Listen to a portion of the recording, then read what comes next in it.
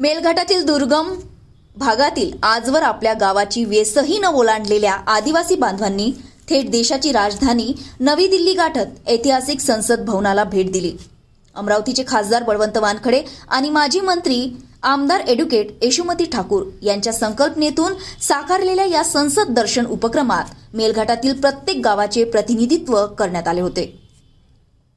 निसर्गसंपन्न पण विकासापासून दूर असलेल्या मेळघाटातील नागरिकांना देशाच्या लोकशाहीचे केंद्र प्रत्यक्ष पाहता यावे या उद्देशाने हा दौरा आयोजित करण्यात आला।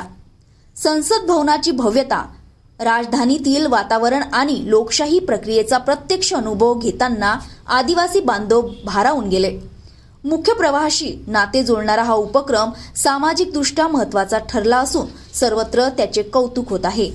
या दिल्ली दौऱ्याचे विशेष आकर्षण म्हणजे काँग्रेसच्या राष्ट्रीय सरचिटणीस खासदार प्रियंकाजी गांधी आणि संघटन सरचिटणीस खासदार के.सी. वेणुगोपाल यांच्याशी झालेली अनौपचारिक भेट। खासदार वानखडे यांनी आदिवासी बांधवांची थेट भेट या नेत्यांशी घडवून आणली।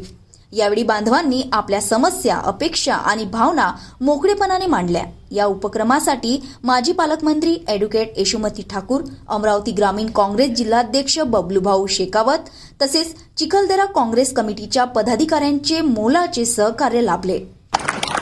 इसलिए मैं सभी मेळघाटवासी के ओर से आदरणीय वानखड़े साहब का धन्यवाद व्यक्त करता हूँ और आभारी रहूंगा।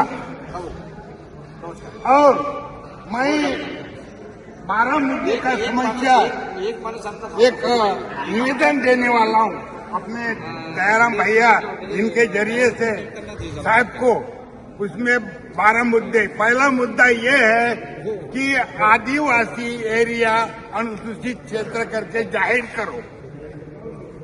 अपने को पैसा का रोटी टुकड़ा फेंक के अपने को अपना दिशाभूल किया है उन्होंने, लेकिन अपने को अनुसूचित 5वीं अनुसूची लागू होना आवश्यक था। दूसरा,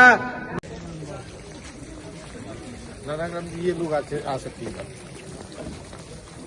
अपन नहीं आ सकते ना जल्दी। अर्चना रक्षे, विदर्भ न्यूज, अमरावती।